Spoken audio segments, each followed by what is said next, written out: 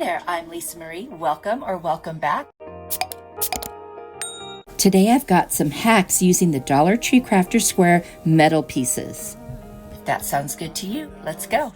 For this metal hack, I actually got these two pieces from the Target dollar spot. They were $3 each, but they were just too cute to pass up.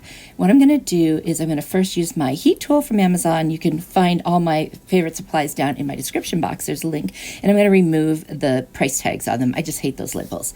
I'm going to use some E6000 and hot glue to take those little bottom legs of these pieces and attach them together. Now, that's not enough to keep them together, but it's good enough to hold them in place. I'm going to use my miter shears, also from Amazon. I'm going to take a little piece of scrap wood. It was like the end of a paint stir stick, and I'm just going to slice it right in half. This tool is amazing. I'm going to sand down all the edges, and then I'm going to use the E6000 and the hot glue again to put each piece on the back side of this whole thing over that seam, and now it's going to hold really, really well. I taped off all of the inner areas so that I could paint the whole outside, back, inside portions, whatever, all with my Rust-Oleum linen white chalk paint. And I love peeling off the tape. It's so awesome. If I have anything left over, I'll just take a little blade or scraper tool and scrape off the paint. And there it is, all painted. I'm going to take my burnt umber paint by Apple Barrel and I'm going to dry brush over the metal. And there you go, you can see it. I just put a little bit on my brush, wiped most of it off, and then dabbed it. I'm going to do the same thing with the black chalkboard paint all over it. I want to make this look more worn and antique. I'm going to take these little screws that I got at, I think, Home Depot. I'm just going to take a little nail to make some starter holes. I don't have a small drill bit like that, so I just twisted those in and they went right in perfectly. I had 4 of those on the bottom. Then I've got these little clips, and I'm just going to hot glue an E6000 them right to the center top part of the metal pieces. That way you could hang something on it. This is just going to be a cute little functional piece that's also decorative to hang things. I've got this plant hanger. I just took one little piece from it. Comes apart very easily. And I'm going to take 2 little screws and I'm just going to screw them on to the back, like in the center of those metal pieces up on the wood. Super easy to do. And I didn't even have to really drill holes. I just started a little baby hole. And there it is, perfect hanger. And then I found this little knob at Hobby Lobby. It was like 99 cents on clearance. And it has a hole in it and I don't want to put a screw in it because that's right where that seam is and it'll just break it apart, I'm sure. So I'm going to add a little piece of a skewer stick in there, and then I'm going to add some E6000 and hot glue. And I'm going to attach that right to the center. Now, I will not be hanging anything heavy on it. It's mostly for decor. I found this gutter guard roll. It was on sale for 99 cents at Lowe's, and it's great for faux chicken wire. So I just cut a piece in that one open area in the middle, and I'm just going to use my staple gun and attach it. Look how cute that looks. I hope you guys like it.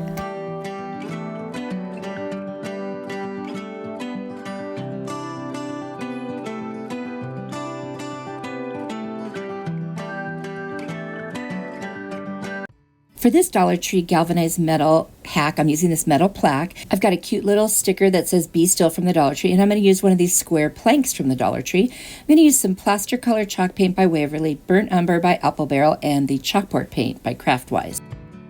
I'm going to take my metal piece and I'm going to dab the plaster on it just very lightly, trying to antique this, make it look more worn. I'm going to do the same thing with the black, and I'm taking most of this paint off my brush before I even apply it. And then I'm going to take the burnt umber and go around the edges and a little bit on the piece itself. And now it looks much more aged and really cool. I'm going to sand down that little wood square, and then I'm going to spray it with some water using my mister. And then I'm going to take the burnt umber paint and I'm basically going to stain it. So I'm going to get the paint all over it and then wipe it off. Now I'm purposely not doing full coverage because I'm going to try something new here. I'm going to try kind of a two-tone looking wood. I've got a furniture marker from the Dollar Tree in the color walnut. And what I'm going to do with that one, it's got a little bit of a reddish tone. I'm going to go around the edges. And then on those areas that weren't covered very well on the front, I'm just going to lightly put some on, and it kind of gives a different look, like a little bit more of a natural wood look when it's not like one color. And I just thought I would try that, and I like the way it turned out. So if you haven't tried that, it might be something fun to do. Then I'm going to sand down the top just a little bit just to kind of blend the two colors. I'm going to place the piece of wood right in the center there. But before I glue it down, I added a hanger just using some rope and putting them in the holes. And now I'm going to take my little Be Still sign, and because it's paper, I want to use a little bit of the burnt umber and just kind of distress it a little bit, make it look maybe like it is worn and a little bit older. I'm even going to put some across the top and wipe off any excess. And now it matches the rest of the sign. I'm going to take off the little foam piece on the back because I don't really want this to be 3D. And then I'm going to use my Aleene's tacky glue, and I'm just going to put that all over the back of it, and I'm just going to lay it down right in the center there. And then I'm going to take some E6000 and hot glue, and I'm going to attach that wood plank right to the front of my metal piece. And I love the combination of wood and metal. I hope you guys like this one too. I think it's super sweet and rustic.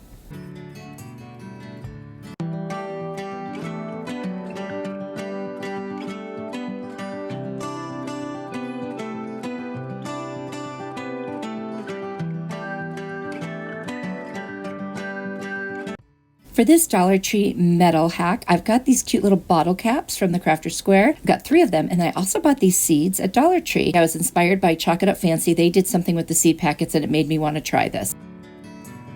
So I took the seeds out and cut off the back, so I still have the instructions. And then I'm going to take the pieces that I cut off the top. I'm going to saturate the edges with water, make it really wet so that I can just rip around the edges, real close to the edge there. I want to give it more of an antique look, and I didn't want those nice perfect edges to be there. So there's one. And what I'm going to do is I'm going to use some spray adhesive. I believe I got this at the Dollar Tree. I'm just going to spray the back, lay it down, wipe off the excess. And I'll also use my brayer, which is from Amazon. That helps really make sure the thing lays very flat. I love doing that. You can also put saran wrap over the top too when you do it. I'm going to dry brush the burnt umber all over this bottle cap piece, and especially on those edges where I ripped the paper.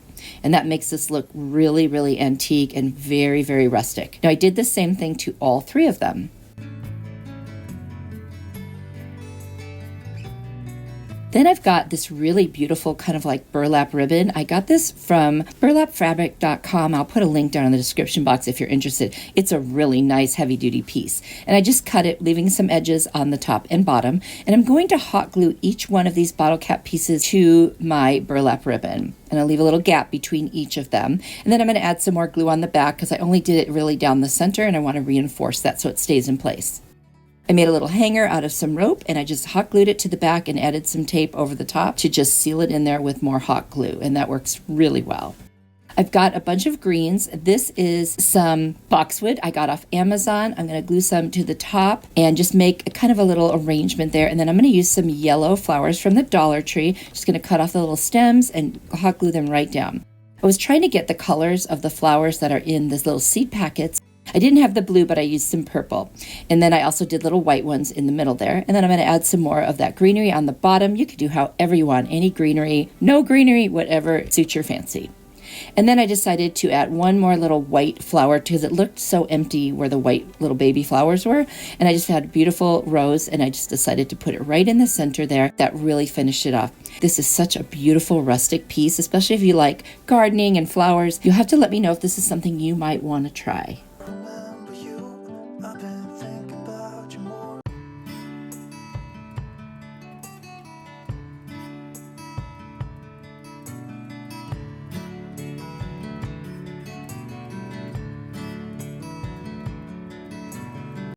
I'm going to use another one of those corrugated metal plaques from the Dollar Tree, and then this leather, faux leather blessed word from the Dollar Tree, and then a bunch of corks that my daughter-in-law gave me.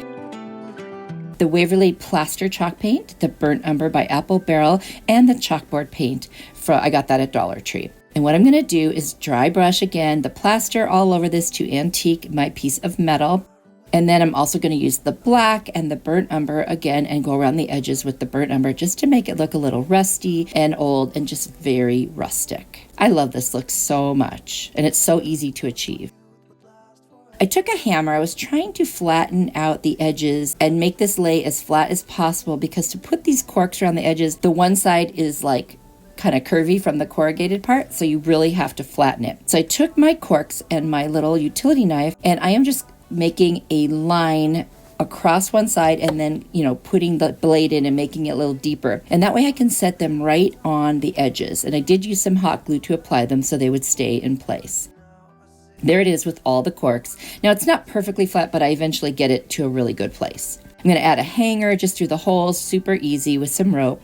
And then I'm going to reinforce the corks with more hot glue on the back because I just want to make sure that it stays in place. I'm going to take the little faux leather blessed word and I'm going to put some hot glue on the bottom of it. And then I'm going to apply that right to the middle. And that is it. This one is so easy, but so beautiful. And I love using the corks, you know, whenever I can, because I think they add such a bit of charm.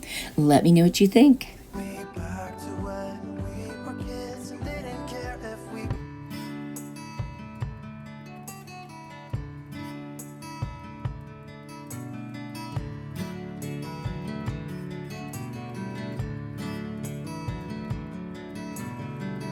Real quick, a company named Bondic reached out to me and wanted me to try it's like not a glue, but it's something that it's like welding almost. So you can see some of these things I'm showing you that they've done already, like with a phone cord. I've got this little piece of jewelry that, it's not really jewelry, it's like a charm that my mom had that wouldn't stay on the thing it was supposed to be on because the metal was broken. So I went ahead and I squeezed the Bondic on it. It's wet when you put it on and it won't cure or dry till you put this little UV light that comes with it. And it's like 4 seconds on every little part of it. And then it's like hard as a rock. So then I put this on this other pin because I wanted to have it hanging there, but I didn't want it to slide around. And I did put the Bondic on it and then the UV light again, and the thing is staying put. It's like it becomes part of the other piece. I guess you can even file it and drill in it and everything. All my glues won't work for these things I've tried to do before, so I wanted to try this because it seemed like a great solution. And just to let you know, this is not a sponsored video. I just wanted to try it because nothing I have used in the past has really worked for this. I'm pretty impressed so far. I'm going to try it on a DIY that broke after I made it, and I'll show you just a little bit of that here in a second. It says that you can use this on metal, wood, ceramic, glass, plastic, and more.